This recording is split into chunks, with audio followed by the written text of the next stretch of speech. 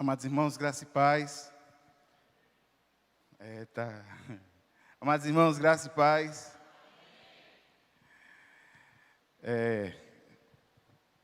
A gente vai se acostumando com certos aspectos, mais de um ano convivendo com esse tipo de dificuldade, oriundo desse vírus. E agora que o bicho vem de variante, misericórdia. Variante é um carro muito ruim, não sei se é do seu tempo. Coisa ruim só vem de variante mesmo, né? Que eu sou de uma época meio antiga. Um dia desse a menina falando, não, porque o meu crush, na minha época, crush a gente bebia, que era um refrigerante. Gente, abra a sua Bíblia aí, no livro de Atos, no capítulo 9. Atos, no capítulo 9, a partir do versículo 10. A gente ainda está analisando a dramática conversão deste homem chamado Saulo, que vai ser o Paulo. Jesus conduz Paulo à conversão, mas ele ainda precisa enfrentar a entrada na igreja que ele estava perseguindo. Nós não podemos nos esquecer disso. Essa igreja Paulo perseguia, e Jesus agora vai precisar trabalhar essa entrada. E daquilo que nós vimos na quarta-feira passada, do capítulo 9, dos versículos 1 a 9, com certeza uma das grandes lições que aprendemos da conversão de Paulo é que a salvação ela tem origem em Deus e não no homem. É Deus quem toma a iniciativa e leva a salvação ao seu destinado fim. No capítulo 9, a partir do versículo 16, Paulo agora está em Damasco. Veja a situação, o texto diz assim, a partir do versículo 10. Em Damasco havia um discípulo chamado Ananias. O Senhor o chamou numa visão. Ananias, eis-me aqui, Senhor, respondeu ele. O Senhor lhe disse, vá à casa de Judas, na rua chamada Direita, e pergunte por um homem de Tarso chamado Saulo. Ele está orando. Numa visão, viu um homem chamado Ananias chegar e impor-lhe as mãos para que voltasse a ver. Respondeu Ananias, Senhor, eu tenho ouvido muita coisa a respeito desse homem e de todo o mal que ele tem feito aos teus santos em Jerusalém. Ele chegou aqui com autorização dos chefes, dos sacerdotes, para prender todos os que invocam o teu nome. Mas o Senhor disse a Ananias, vá, este homem é meu instrumento escolhido para levar o meu nome perante os gentios e seus reis, e perante o povo de Israel. Eu mostrarei a ele o quanto deve sofrer pelo meu nome. Curve a sua cabeça por um instante, vamos orar. Pai, muito obrigado, Senhor, por essa porção da Tua palavra lida. E eu te peço, Deus, no nome de Jesus, que o Senhor a ilumine em nossas vidas, a ilumine em nossos corações. Que toda sorte de pensamento e que venha no sentido de atrapalhar a iluminação da Tua palavra em nossa vida, que caia por terra no nome do Senhor Jesus. Pai, muito obrigado. É assim que oramos, amém, amém.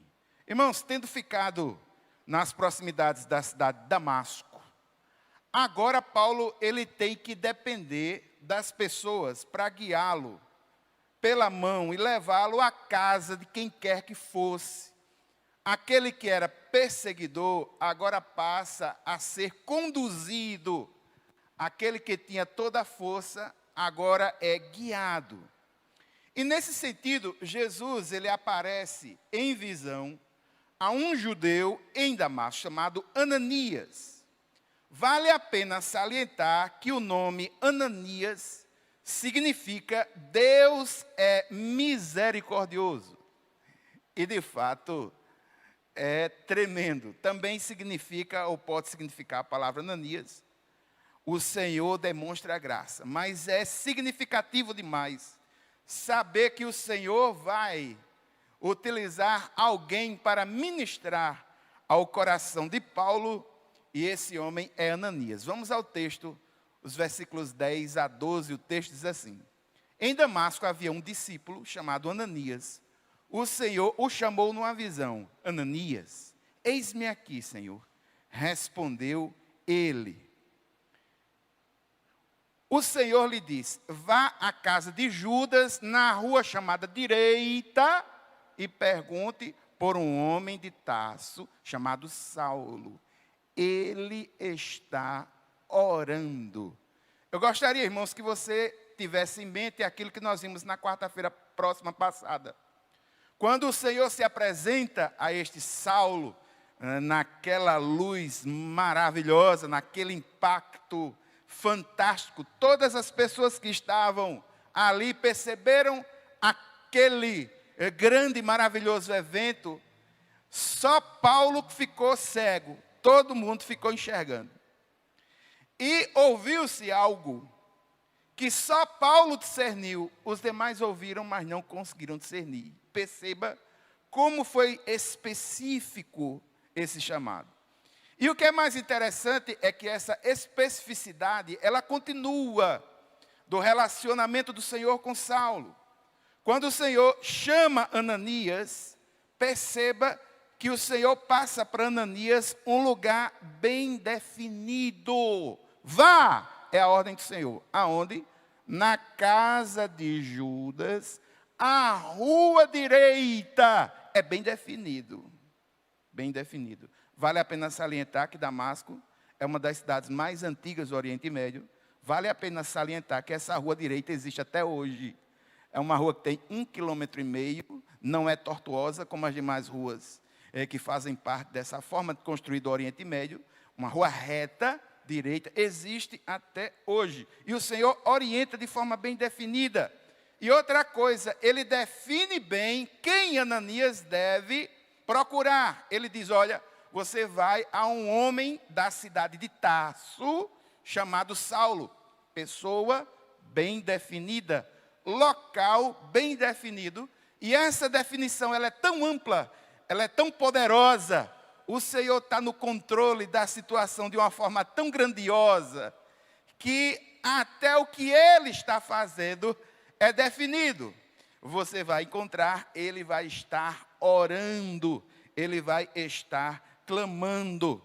Por incrível que pareça, essa cidade, essa rua, existe até hoje, é maravilhoso. E aqui a gente já vê algo, irmãos, que faz parte da vida daquele que realmente teve um encontro com o Senhor Jesus. Ele tem prazer de buscar o Senhor em oração. E logo aqui, no início desse texto hoje, nós vamos ver Saulo orando, pedindo orientação e pedindo a ajuda desse Senhor Jesus. A oração, irmãos, é a ponte prática entre Deus e o homem, e também entre os crentes individualmente. Paulo, ferido de cegueira, ele ora, ele clama ao Senhor, e este Senhor vem ao encontro dele com uma visão, e não só ao encontro de Saulo, numa visão inicial, lá no encontro que ele teve, mas agora, na oração, esse Jesus também trabalha no coração de Paulo, avisando a ele que ele haverá de receber um certo Ananias. Perceba no texto, no versículo 12, que a alusão dessa parte do versículo 12 não é em relação a Ananias, mas em relação a Paulo que está orando. O final da sentença, o texto diz assim: vá à casa de Judas, na rua chamada Direita, e pergunte por um homem de Tarso chamado Saulo. Ele está orando, ponto e vírgula, encerrou a sentença. Aquilo que está posteriormente é em relação a Paulo, não a Ananias. E o texto diz: e numa visão viu um homem, quem? Saulo em oração. Numa visão viu um homem chamado Ananias chegar e impor-lhes as mãos para que voltasse a ver. Ou seja, o Senhor Jesus, ele está tratando de ambos. Ele está tratando de Paulo, que vai receber Ananias, Mas ele também se mostra a Ananias chamando ele para ir até lá. O Senhor vai trabalhando nos dois, porque o clima não era bom. Era necessário uma intervenção de Jesus para poder diminuir esse medo e essa hostilidade que havia. O Senhor vai trabalhando as circunstâncias, o Senhor vai trabalhando os corações. Um coração, irmãos, temeroso. Por quê? Porque ele diz, respondeu Ananias, Senhor, eu tenho ouvido muita coisa a respeito desse homem e de todo o mal que ele tem feito aos teus santos em Jerusalém. Ele chegou aqui com autorização dos chefes dos sacerdotes para prender todos os que invocam o teu nome. Irmãos, Ananias, ele mostra diante do Senhor a consternação dessa ordem para ele. Ele diz, Senhor, veja o que é que o Senhor está pedindo aí. Veja aí onde é que o Senhor está mandando. Eu estou sabendo aí que ele está sabendo duas coisas. Ele está sabendo da pessoa de Paulo, o texto diz, tenho ouvido muita, não é pouca, tenho ouvido muita coisa a respeito da pessoa dele, e tenho ouvido muita coisa sobre o que ele tem feito.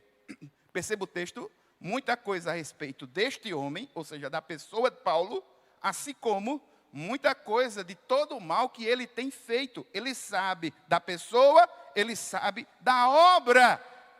E o que é que ele tem feito? Ele tem perseguido os santos em Jerusalém, ou seja, essa perseguição já é uma realidade. Há testemunho, e aqui, irmãos, em nome de Jesus, não entenda Ananias mal.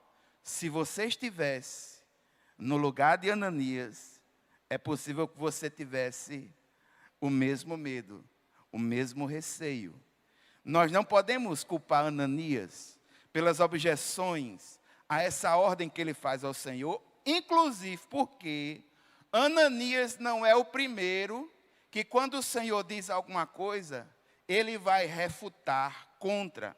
Gostaria de lembrar aos irmãos que no Antigo Testamento, no livro de Êxodo, quando Moisés está diante da sarça, e o próprio Deus ali numa epifania, falando diretamente a ele, chamando para tirar o seu povo de lá do Egito, o próprio Moisés começa a dizer a Deus, dando um bocado de desculpas esfarrapadas. Mas no fundo, o que ele tinha era medo. Eu quero lembrar aos irmãos que Jonas, no Antigo Testamento, foi um profeta que o Senhor deu a ele uma ordem para que ele fosse a Nínive para pregar.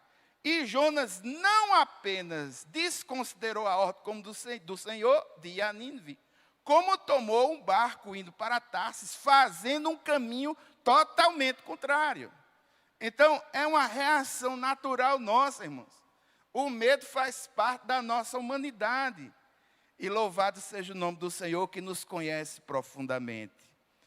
E aqui, irmãos, algo maravilhoso. Deus exercita extrema paciência para com seu povo, quando esse povo apresenta diante dele objeções que são oriundas da ignorância. Deus tem muita paciência.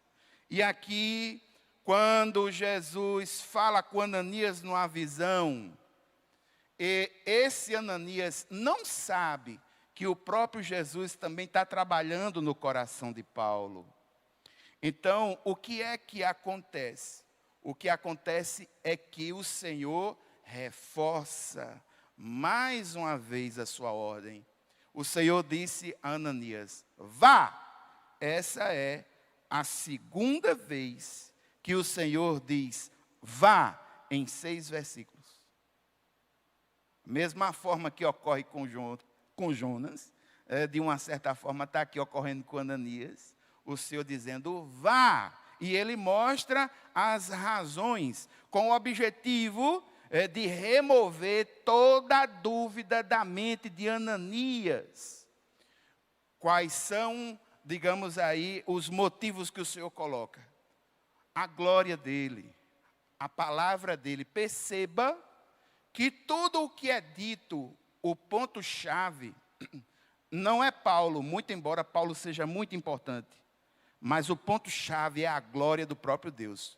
Olha como é que o Senhor responde: vá, este homem, ele é meu. Mais para frente ele vai dizer, para levar o meu nome. E mais para frente ele vai dizer, eu vou mostrar a ele o quanto ele deve sofrer pelo meu nome. X da questão aqui, eu sei que Paulo é muito importante. Ele tem muitas prerrogativas. Ele é um homem estratégico. Mas é a glória do Senhor que está sendo colocada aqui em primeiro lugar. Esse Paulo, irmãos, tem elementos muito importantes. Eu gostaria de mostrar aos irmãos a importância de Paulo, embora a importância do Senhor é bem maior. O texto diz, e no Novo Testamento, que Paulo é um judeu inteiramente instruído nas Escrituras do Antigo Testamento por um homem chamado Gamaliel, em Jerusalém. Paulo nasce em Tarso, mas ele é filho de judeus. E ele foi criado de acordo com a cultura judaica. E como ele tinha condições, pelo fato de ser cidadão romano, ele foi ensinado aos pés de um dos maiores ícones da religiosidade judaica.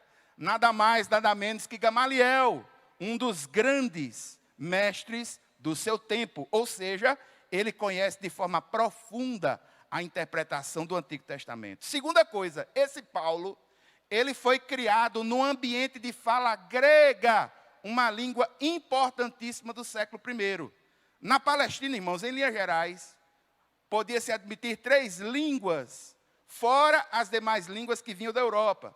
O aramaico, que era uma língua falada, o hebraico, que era uma língua mais coloquial, e o grego, que era a língua comercial. O grego era, para os tempos antigos do século I, o que hoje me parece muito o inglês, que com o inglês me parece que você pode ir a praticamente muitos lugares no mundo. As pessoas, sempre vai ter alguém lá que entende inglês e que vai entender o que você quer. O grego, no século I, um grego específico, não é o grego como nós temos hoje, algumas variações, alguns radicais mais antigos. Paulo tinha conhecimento, ele foi criado, apesar de judeu e conhecer o hebraico, ele foi criado num ambiente de fala grega, e os principais documentos do século I, comerciais, os principais tratados, quando não eram escritos em latim já, eles eram, a grande maioria gritante, escrita em grego, porque a filosofia helenista, ela tinha penetrado muito no mundo antigo, através da vitória de Alexandre o Grande, que dominou o mundo antigo e impôs essa cultura. Terceira coisa que Paulo era, apesar de ser judeu, Paulo era familiarizado com a cultura. Ele conhecia a cultura dos povos de uma forma muito profunda. Isso fez com que ele interpretasse o evangelho para esses povos diferentes de uma forma que fosse relevante à compreensão desses povos. Quarta coisa importante é que, do ponto de vista jurídico, Paulo, ele, apesar de ser judeu, ele também era um cidadão romano, e ele estava ciente do vasto complexo de estradas do Império Romano que facilitava as viagens. Um complexo de estradas que os historiadores chamavam de vias ápia, que eram estradas importantes que Paulo conhecia e por onde ele traçou a grande maioria das suas viagens missionárias. Paulo é um cara estratégico, ele raciocina. Perceba que quando ele estava para atacar o cristianismo, ele pensou logo em Damasco. Damasco era uma cidade estratégica. Ele é um cara que raciocina, ele pensa, ele é estratégico. Ele é ativo, ele é uma pessoa de uma mentalidade, digamos assim, bem à frente do seu tempo, talvez. A gente pudesse até dizer isso. Mas a glória aqui não é dele. A glória é do Senhor. Vá, Ananias, esse camarada aí é meu. Ele é meu. Vai ser meu instrumento. ou seja, a glória é do Senhor. Esse Paulo, ele vai fazer muitas coisas, irmãos.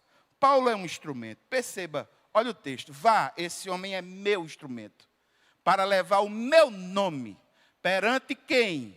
Dois grandes grupos, os gentios. Quem é o gentio? É todo aquele que não é judeu. E perante o povo de Israel, ou seja, ele vai levar a minha palavra. E tem uma coisa, ainda vou mostrar a ele o quanto ele deve sofrer pelo meu nome. E aqui, irmãos, nós temos um resumo da vida de Paulo. Qual é o resumo? Paulo se converte no instrumento escolhido do Senhor. Ele vai apresentar o evangelho, tanto a judeus como a gentios, independente de classe social, independente de classe cultural, independente até mesmo de etnias. Esse Paulo vai levar o evangelho e vai ser perseguido por causa disso. Ele vai sofrer pelo nome do Senhor Jesus. Só, irmãos, que eu gostaria de fazer um alerta. Esse alerta é importante para nós agora.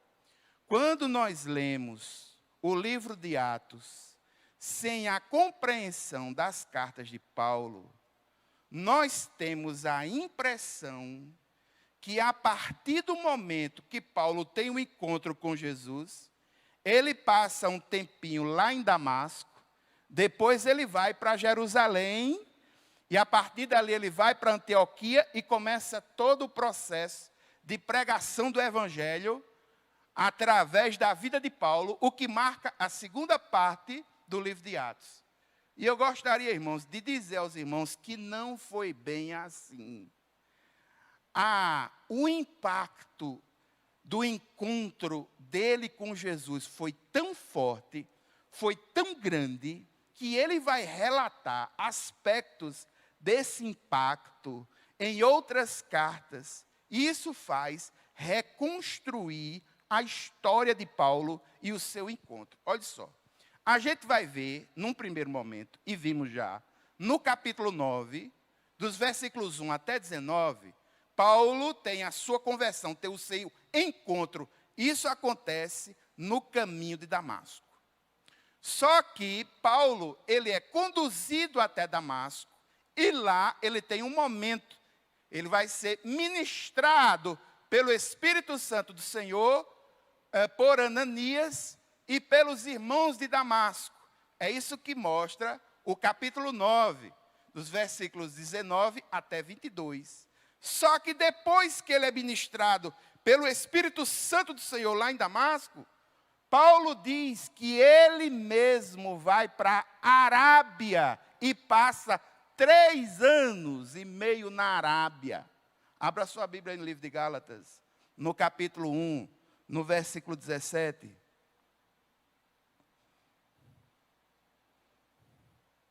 Gálatas, no capítulo 1, no versículo 17, o texto diz assim: o próprio Paulo diz que quando ele teve esse encontro com o Senhor Jesus, versículo 17, tampouco subi a Jerusalém para os que eram apóstolos antes de mim. O próprio Paulo diz: antes de imediato parti para a Arábia. Ou seja, ele faz uma viagem para um outro lugar para analisar, para ponderar, para orar, para aprofundar, para ver, porque isso para ele foi muito forte. O encontro foi muito chocante para ele. Ele era um homem muito zeloso da sua própria religiosidade. E agora, esse zelo todo, essa força toda, agora foi colocada por terra. Ele tem um encontro profundo com a realidade. E ele sai da Arábia, retorna. Ele retorna para Damasco, passa um tempo em Damasco. É isso que diz Atos 9, 23. Depois que ele sai de Damasco, aí sim é que ele vai para Jerusalém, mas ele vai fugido Porque o povo já começa a perseguir ele. Aquele que perseguia, agora se torna em perseguido. Tanto aí como em 2 Coríntios mostra que Paulo sai fugido para Jerusalém. Quando ele entra em Jerusalém, o capítulo 9, dos versículos 26 a 28, mostra que ele tem um encontro com os apóstolos, e no livro de Gálatas, no capítulo 1, dos versículos 18, mostra isso. Aí depois desse encontro, ele vai para a sua missão de pregar o evangelho aos gentios.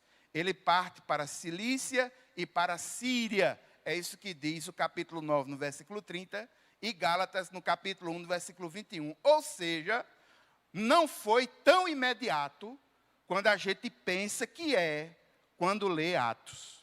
Por que é que eu estou dizendo isso, irmãos? Por que é que eu fiz questão de passar por esse caminho?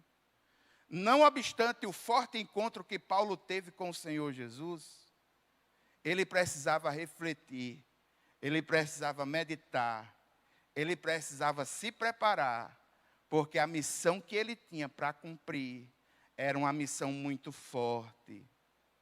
E aqui, irmãos, uma coisa que as pessoas costumam dizer, que Deus não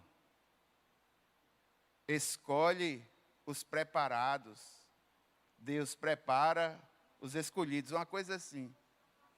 Como é? Deus não chama os capacitados, capacita os chamados.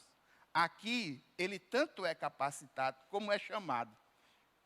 E ele precisava de uma preparação mais profunda. E ele dá o tempo a si mesmo nessa preparação, antes de realmente cair na missão. Não foi uma coisa assim, tão instantânea, como muitas vezes as pessoas pensam. Sabe por que eu faço questão de fazer isso?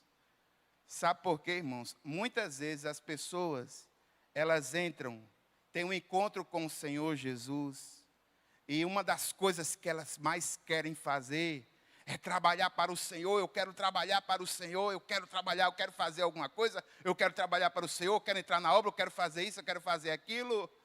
Aí começam a trabalhar para o Senhor sem ter a devida compreensão, o devido preparo, a devida reflexão, aí se cansa nesse trabalho, abandona o Senhor por cansaço.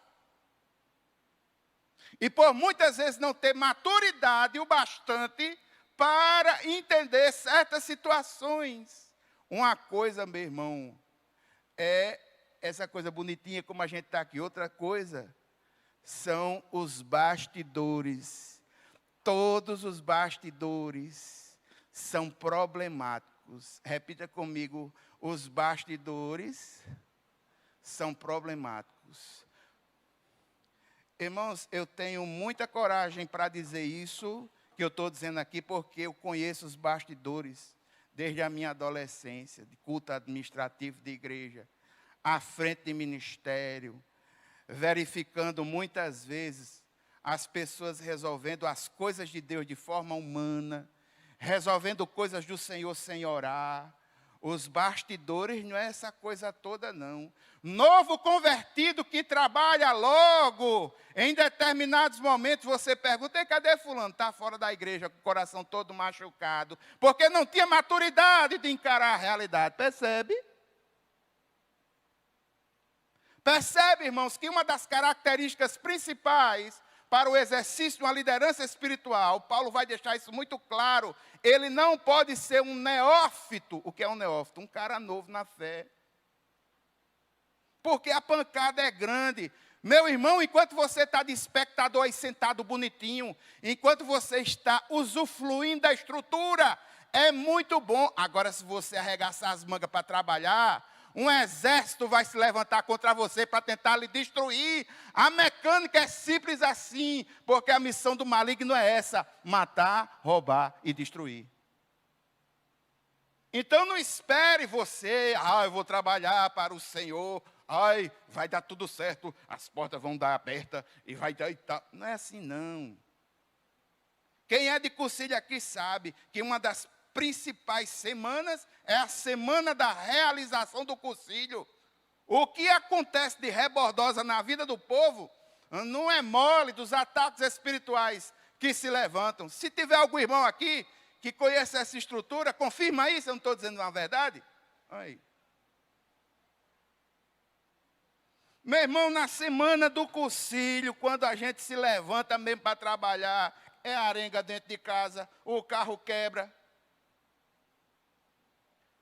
O cara se esquece de pagar uma conta, aí vai para o concílio, aí então me esqueci, está longe que só, não sabe se volta, se fica, se vem. Dá problema com um adoece. Doença aí é que é. É o prato do dia, é doença.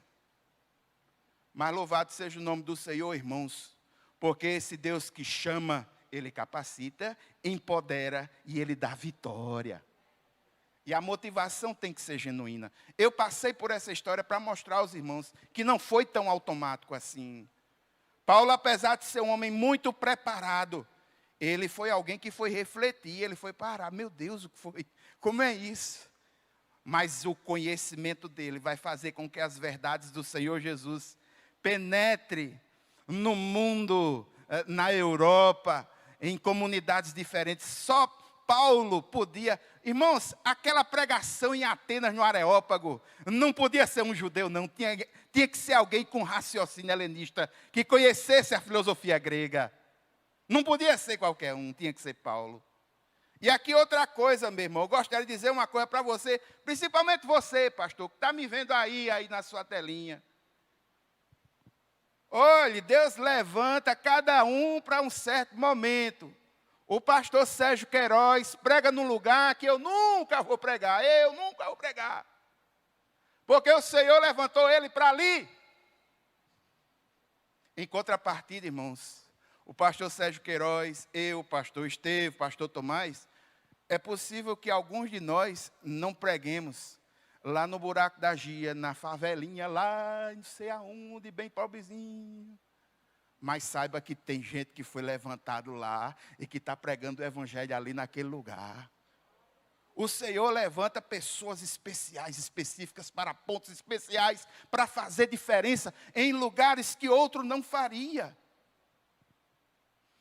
É por isso, irmãos, que o Senhor nos aproveita com os nossos dons, com os nossos talentos, com as nossas habilidades, com o nosso jeito de ser. Eu arengo com o Senhor até hoje. O meu chamado vocacional, o meu chamado de pastorado, eu arengo com Deus até hoje. Eu digo, Senhor, como é que o Senhor levanta um camarada como eu, tem um síndrome de Cinderela? Sabe o que é isso? Você nunca vai me ver em festa nenhuma. Antes de meio-dia, antes de meia-noite, eu tenho que estar em casa. Eu durmo cedo, 4:30 da manhã, eu estou em pé. Nunca. Eu sou uma pessoa altamente introspectiva. E se eu tivesse sem óculos, nem enxergar você, eu vou enxergar. Mas eu tenho consciência de que o Senhor me utiliza com as habilidades que Ele me deu, com o talento que Ele me deu, e tem me dado dons para eu trabalhar de uma forma específica. O Senhor levanta a pessoa correta, no momento correto. É por isso que Ele chama, e quando Ele chama, Ele sabe fazer bem direitinho. Então, meu irmão, em nome de Jesus, entenda isso. Paulo é o homem certo, no lugar certo, mas só o Senhor é quem pode fazer isso. Eu gostaria de ressaltar algumas verdades espirituais para nós nessa noite. Em primeiro lugar, eu gostaria de ressaltar para nós, irmãos, a obediência de Ananias. Apesar de nervoso, cheio de sentimentos conflitantes em seu coração, Ananias obedeceu ao Senhor e vai ministrar o coração de Paulo. Irmãos, nós não devemos colocar limites na ação do Senhor. Ele não está limitado à nossa forma estranha, ou muitas vezes até mesmo pequena de ver as coisas. Nós devemos obedecer e seguir a liderança do Senhor, mesmo quando isso nos levar a pessoas, lugares, ou até mesmo circunstâncias difíceis. E eu vou além. Ananias, ele foi um homem corajoso, porque apesar de reconhecer o seu medo, ele colocou isso diante do Senhor para ser tratado. E quando o Senhor disse, vá, ele foi. É o que a gente vai ver na próxima quarta-feira. Coragem, irmãos, não é enfrentar os perigos de forma irresponsável. Isso não é coragem, não. Coragem, de verdade, é seguir a direção de Deus, mesmo que para a gente isso pareça ser até um absurdo. A pessoa corajosa é aquele que faz a vontade do Senhor como Ele quer que seja feita. Segunda grande coisa, foi dito que Paulo vai aprender a sofrer por amor a Cristo. E aqui eu gostaria de trazer uma mensagem incômoda para a teologia da prosperidade, incômoda para muitos irmãos que procuram uma igreja com o objetivo de que a igreja e Jesus faça dela pessoas muito mais prósperas, mais ricas, mais benquistas do que são. Irmãos, a fé em Cristo muitas vezes traz bênção, é verdade. Não estou dizendo que isso não acontece. Mas também vem grande sofrimento. Paulo vai sofrer em virtude da sua nova fé. Agora não, irmãos. Mas eu, como criança, pude ver épocas passadas, quando uma pessoa tem um encontro com o Senhor Jesus verdadeiro e saía da religião católica, ele chegava a ser perseguido. A minha mãe foi uma pessoa na cidade de Santa Rita, comerciante há 48 anos, no mesmo lugar, uma pessoa muito conhecida. Ela participou de um movimento católico que, eu louvo a Deus por a existência dele, você pode ter certeza disso, chamado Renovação Carismática, que foi a partir dali que mamãe começou a ler o Evangelho. Quando mamãe participava desses ciclos, socialmente falando, mamãe era chamada para tudo. Aí teve um final de semana que a Assembleia de Deus fez uma cruzada lá em Santa Rita com um pastor chamado Gesiel Gomes, que pregava com força. Ela entregou o seu coração ao Senhor Jesus numa sexta-feira à noite, se não me falha a memória. A vida social da minha mãe foi de água abaixo, assim, ó. Nunca mais ela foi chamada para nada. E pessoas que ela conhecia mudavam até de calçada quando mamãe passava. Tem muita gente que quando tem um encontro com o Senhor Jesus, vai sofrer perseguição mesmo dentro de casa. Pessoas da própria família que não vão entender. É tu nada, estrela, agora tu queres ser o santarrão. Perseguição, irmãos, isso acontece. Isso ocorre. Dentro da nossa própria família, dentro da minha família, eu tenho pessoas que não compreendem a fé que nós temos. Você acha que a gente faz parte dos ciclos ou das reuniões que eles fazem? Não. Muitas vezes nós somos desprezados. Mas louvado seja o nome do Senhor, que o Senhor nunca despreza a gente. Deus nos chama a um compromisso. Deus não nos chama ao conforto. Deus promete estar conosco durante o sofrimento e a dificuldade, mas saiba que o Senhor muitas vezes não poupa que nós mesmos passemos por dificuldades. Uma coisa é você passar pelas dificuldades sem esperança.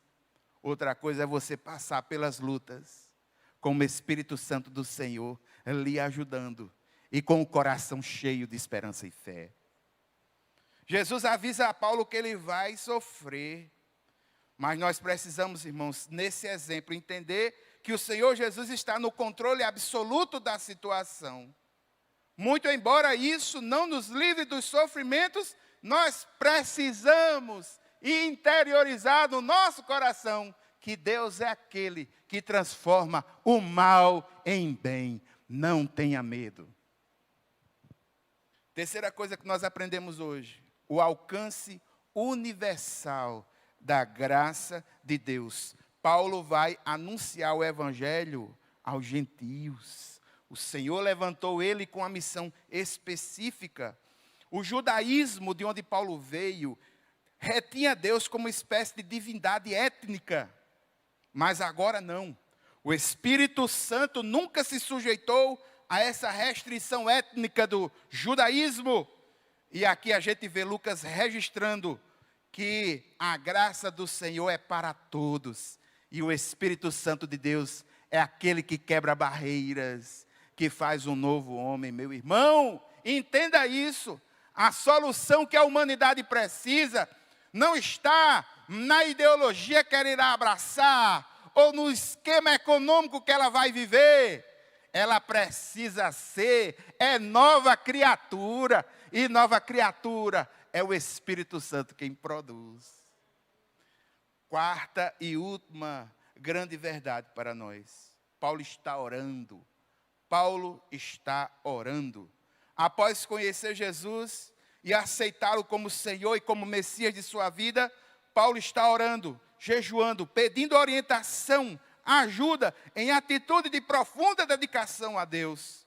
A fé salvadora e o novo nascimento levam o crente a buscar comunhão com seu Senhor e Salvador.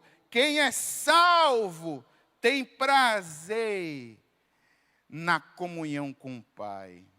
E aqui, irmãos, eu vou tocar numa ferida inevitável.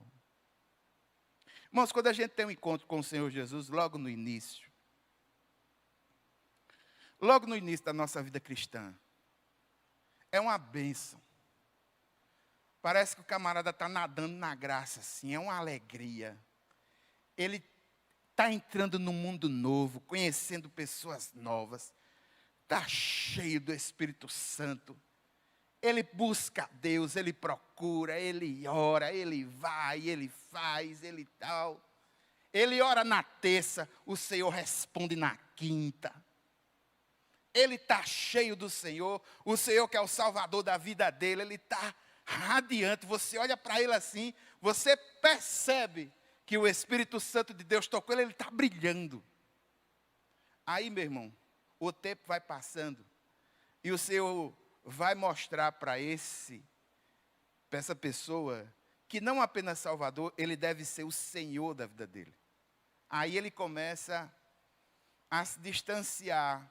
Como os salmistas dizem, Senhor, onde tu estás que eu não vejo? E o tempo vai passando e ele vai perdendo as forças espirituais, o Senhor não vai falando tanto com ele, os problemas vão chegando, ele não consegue mais perceber, e ele vai esfriando na fé, ele vai, meu Deus, onde é que tu estás?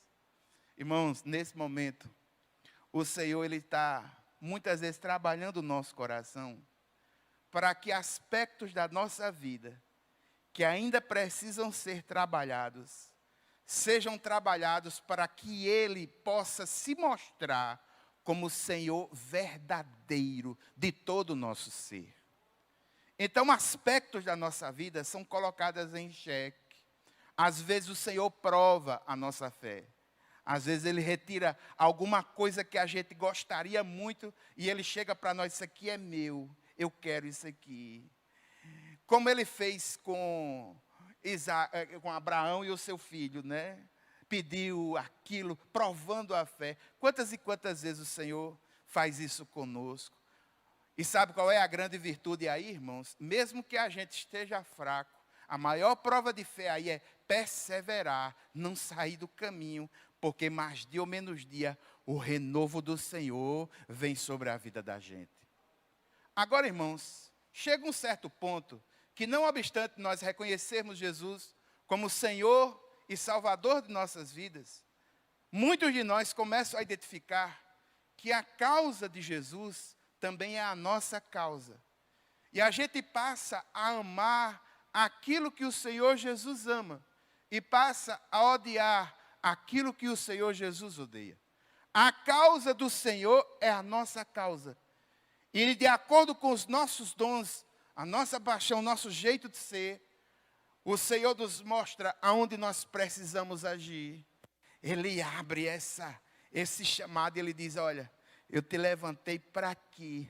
É aqui que você vai fazer diferença. E a gente pega os nossos dons, aquilo que Ele deu e coloca à disposição do reino. E nessa dinâmica de trabalhar, a gente ama aquilo que o Senhor quer fazer na terra e se envolve com esse projeto chamado Reino de Deus. E a vida da gente nunca mais será a mesma. É como se a vida da gente não fizesse sentido algum, se porventura a gente não fizesse para Deus aquilo que está fazendo. Não precisa apenas, irmão, ser o exercício pastoral. Porque muita gente pensa, não, está ali, é o pastor. Não, gente. Tem muitas pessoas que são chamadas por Deus para coisas muito específicas. E coisas que é possível que nem eu nem você fizesse. Eu posso dar um exemplo bem simples. De nossa realidade daqui. Está ali Osani, ó. Osani, me parece que desde criança, que milita com criança. Irmãos, o que ela aguenta das crianças? E as crianças, não vou dizer, nem tanto não, mas das mães das crianças. Meu irmão, tem que ser ela, não pode ser outra, não podia ser eu. Não tinha condições de ser eu. Tinha que ser ela mesmo. O Senhor levantou com esse objetivo específico ela. Neia. Vocês não estão entendendo o que eu estou dizendo? Irmãos, na igreja lá em Santa Rita, eu era o regente do coral da igreja de Santa Rita, da primeira igreja. E teve uma época que a gente fez a junção das crianças com o coral adulto. Eu era o maestro do coral. E eu fui ensaiar com as crianças. Tinha uma criança, irmãos. Um menino de lado da menina e puxava o cabelo, e puxava o cabelo, e puxava o cabelo. Eu tirei ele de lado dela, botei no canto do banco. Sabe o que é que ele fazia? Ele empurrava a menina que estava perto dele para empurrar a menina que estava no final do banco. Eu tirei ele de lá, botei ele no banco de trás. Ele pegava papel e jogava na menina. Eu tirei ele de lá de trás, botei mais atrás ainda. Ele fez um jeito de se esticar e ainda puxar o cabelo da menina. Mas esse pirraia aí pode tirar. Eu não quero ele aqui não. Bota para fora. Não quero não, não vai, não vem. Isso deu uma confusão tão grande dentro da igreja. Eu não tinha condição não. O pai do menino veio falar comigo, uma pessoa bem importante da igreja, tal, aquele negócio todo. Eu queria saber por que foi que o senhor tirou o meu neto do coral. Eu disse, não, eu tirei uma criança mimada, birrenta, mal educada. Eu não acredito que aquela criança é o seu neto. O senhor, homem de uma estirpe tão grauta. O senhor, homem tão importante. Aí ele baixou a cabeça e foi-se embora. Pois essa criança que não tinha limites, pela misericórdia de Deus, que transforma o mal em bem, se transformou um dos grandes amigos meus daquela igreja, porque eu fui um dos primeiros a botar limite naquilo que ele fazia. E sabe o que foi que aconteceu? O coral adulto juntou dinheiro para quando chegar na cantata no final do ano, para as crianças, dar um presente para elas. E a gente deu um presente para cada criança que cantou, participou do coral. A gente deu um kit de escolar, né? Porque era no final do ano, para o início do ano, um kit escolar. Tinha caderno, tinha lápis, tinha um bocado de coisa. Pois nós separamos um kit desse para ele e demos para ele. Todas as vezes, hoje é um rapagão, né? Todas as vezes que me encontra, me dá um abraço, me reconhece, porque ele percebeu. Mas não fui eu que fiz isso não, irmãos. Foi o Senhor. Irmãos, aqui mesmo, já atendi pessoas. Uma mãe aflita, um adolescente, 14 anos de idade, se envolvendo nas drogas. Não é de nossa igreja. Veio aqui por causa, na época da Fundação Zoe, que eu estava apoiando, ela veio aqui. O pirraio de cabeça baixa, toda emburrada, a mãe chorando. Meu Deus, o que é que vai fazer? Olha, não sei o quê. Ele só faz quebrar tudo dentro de casa. e não sei o quê. E eu querendo conversar com o menino, e o menino de cabeça baixa, emburrado. Eu perdi a paciência, irmãos. Minha irmã, deixa esse menino, quer morrer. Deixa isso para lá. Ele não ama a senhora, não, ele quer ver a senhora morta. Bota isso na cabeça.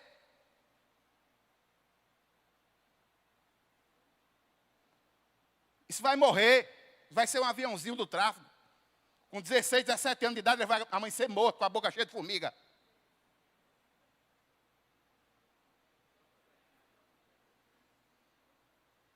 Deixa para lá. Aí saí para tomar água. Quando eu voltei, isso foi Deus que fez, não foi eu não. Porque o meu temperamento é dessa linha.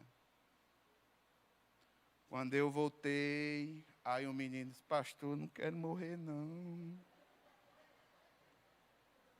Sim, agora a gente vai começar a conversar direitinho. E a gente começou, eu instruí a mãe, graças a Deus. Ela até de lugar, ela mudou. Porque com drogas a gente não brinca.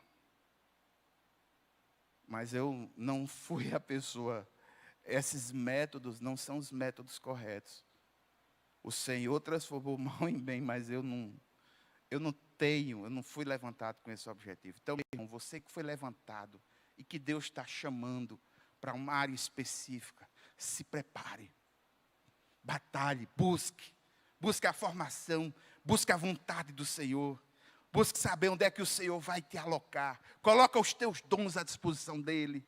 Aí você vai ver coisas grandes do Senhor na tua vida. E a sua vida nunca mais vai ser a mesma. Você vai chegar a um certo ponto e abraçar essa missão, a ponto de dizer, eu não consigo mais viver, se porventura eu não estiver fazendo isso para o meu Deus. Se eu não estiver disposto no trabalho para o meu Senhor. Esse é um nível muito alto. É quando a causa do Senhor é a nossa causa. Quando nós amamos aquilo que o Senhor ama e também odiamos aquilo que o Senhor odeia. E nos envolvemos com a sua obra. E eu gostaria, irmãos, de orar nesse sentido. Quero dizer aos irmãos que nós precisamos interceder muito. Interceder muito por nossa comunidade, por nossa igreja, pelos ministérios. Gostaria de interceder com os irmãos pelo chamado pós-pandemia. Irmãos, mais dia ou menos dia, aspectos da nossa normalidade vai chegando. E nós precisamos estar preparados, irmãos, para nos deparar com uma sociedade totalmente destruída. Materialmente, emocionalmente, já agora. E o Senhor vai abrir portas para que nós possamos fazer o evangelho relevante para as necessidades dessas pessoas. Você crê nisso? Eu gostaria de pedir, irmãos, que os irmãos orassem pela missão Braços Abertos. Ela está passando por um processo de mudança administrativa. Inclusive, eu estou ajudando nesse processo, para que eles possam ser melhores no recolhimento das pessoas, sobretudo nas ruas, para tratar delas. E todas essas atividades passam por dificuldades hoje. Não é só a missão Braços Abertos. Quem trabalha com assistência social, no momento que está agora, está passando por dificuldade. Então, eu gostaria de que nós orássemos com esse objetivo. Clamando a Deus para que o Senhor nos mostre como nós vamos utilizar os dons que Ele deu para nós. Como é que o Espírito de Deus vai trabalhar a nossa dinâmica para que a gente possa levar a nossa missão e levar pessoas para Cristo. Amém? Vamos ficar em pé, vamos orar encerrando. Inclusive, irmãos, na missão Braços Abertos, nós estamos precisando de um computador e uma impressora para fazer uma estação de trabalho e fazer todas as documentações de lá. Essa vai ser a minha contribuição logo agora no curto prazo. Se algum irmão tiver um computador e uma impressora que queira doar, mas um computador que rode o Office, pelo menos, e uma impressora que imprima pelo menos página em preto e branco, para a gente fazer os relatórios, viu? Não venha Se os irmãos quiserem nos ajudar, nós estamos precisando muito de uma impressora, de um computador, para organizar essa missão. Vamos interceder, vamos orar. Pai eterno e santo, Deus poderoso, nesse momento, Senhor, nós queremos colocar diante de Ti a nossa vida. Nós queremos Te pedir, Deus, no nome de Jesus, que o Senhor nos ajude. Senhor, eu quero clamar pela IEB, eu quero clamar por essa igreja. Juntamente com os irmãos aqui, nós reconhecemos que Tu és o nosso Deus.